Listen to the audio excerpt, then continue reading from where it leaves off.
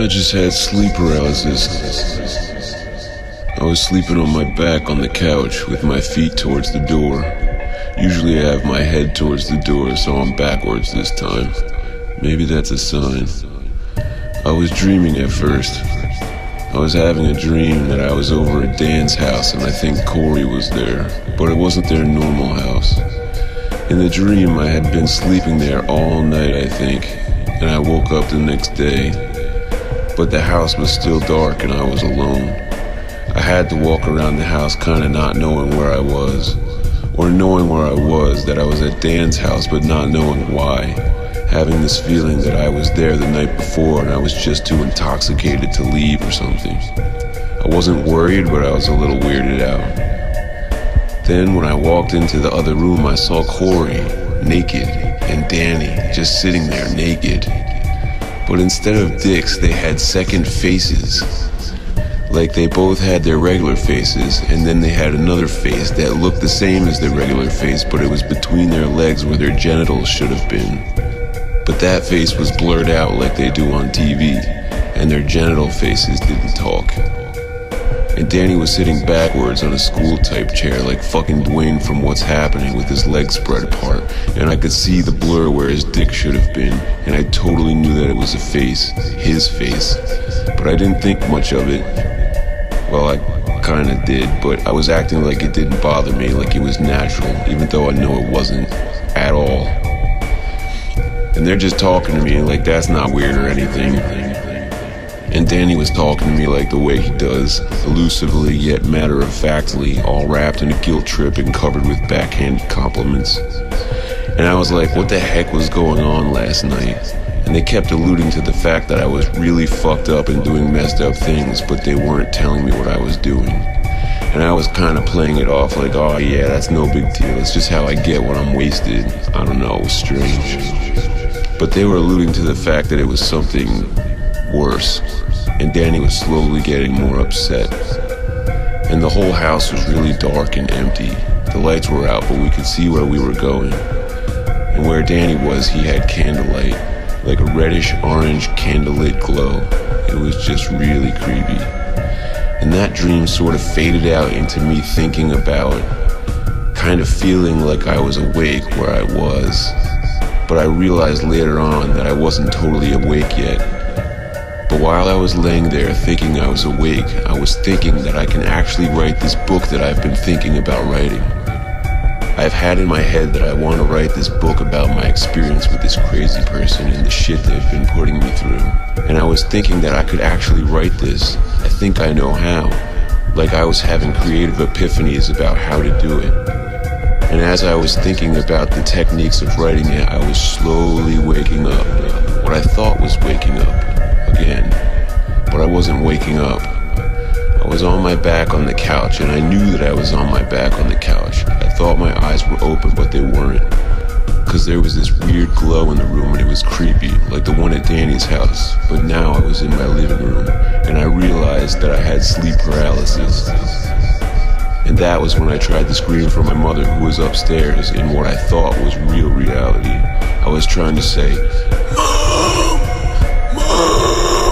and it was coming out like that, only I couldn't tell if I was really saying it or not. I started to not think I was, because no one was coming down. And then I thought I heard something like a TV remote control fall on the floor. Like I had fallen asleep with it on the couch and knocked it off. But I still couldn't get up and I'm screaming, Mom! But it's not coming out. I'm trying to make a sound and I'm like awake but not awake. And then I thought the dog came down and rubbed up against the couch or something. But I couldn't break out of this shell of if I'm even awake or not, and if I'm just imagining all this or if this is really happening. Like it seemed like some situation that was real and normal, but I didn't think it was. I knew that I was laying on my back on the couch in the real reality, but I was also dreaming that I was laying on my back on the couch. I was stuck in two places at once, and I couldn't break out of either one. I was paralyzed. And I was struggling to break through, struggling to move, struggling to say something. This must be what it's like to be in a coma for some people. Then all of a sudden I finally snapped out of it into real reality, not fake nightmare reality. and I made a noise just to know that I could. And it didn't come out as loud as I thought it would, but it came out. And I just laid there, exasperated and relieved. My mom was upstairs, still asleep, and even though I could yell for her now, I didn't need to anymore. I knew that I was here, for real. I was unstuck. And there was a glow, but it was a little different than I had thought it was. It wasn't creepy here. It was just that electronic glow of random devices that always have to have fucking lights in them, even when you're sleeping. And as I laid there, piecing my experience together, I realized that yes, I was laying on my back on the couch. My physical surroundings were mostly the same, but I wasn't actually saying Mom. The remote control did not fall on the floor, and the dog did not come down and rub up against the couch. That was all dream. But the other half was real.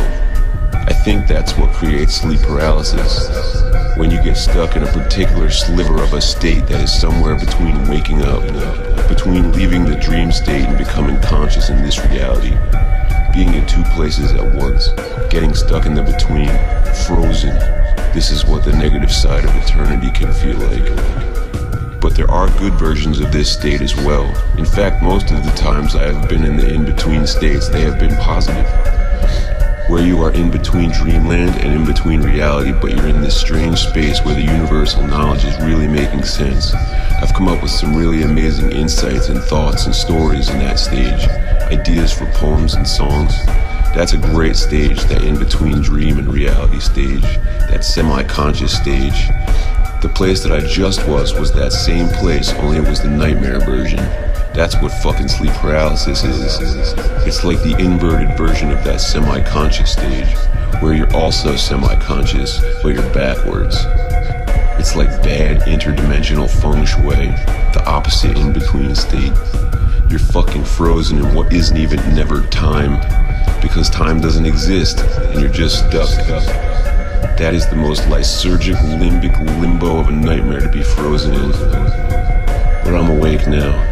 And that was sleep paralysis, and it was fucking scary, and it lasted for about a minute at least. I mean, it felt longer. I've had it before, but this time was different. This time I actually felt like I was making a noise, but I wasn't. I know I wasn't. Other times I can't even make a noise, sometimes I can't even breathe. That is one weird, scary state of being.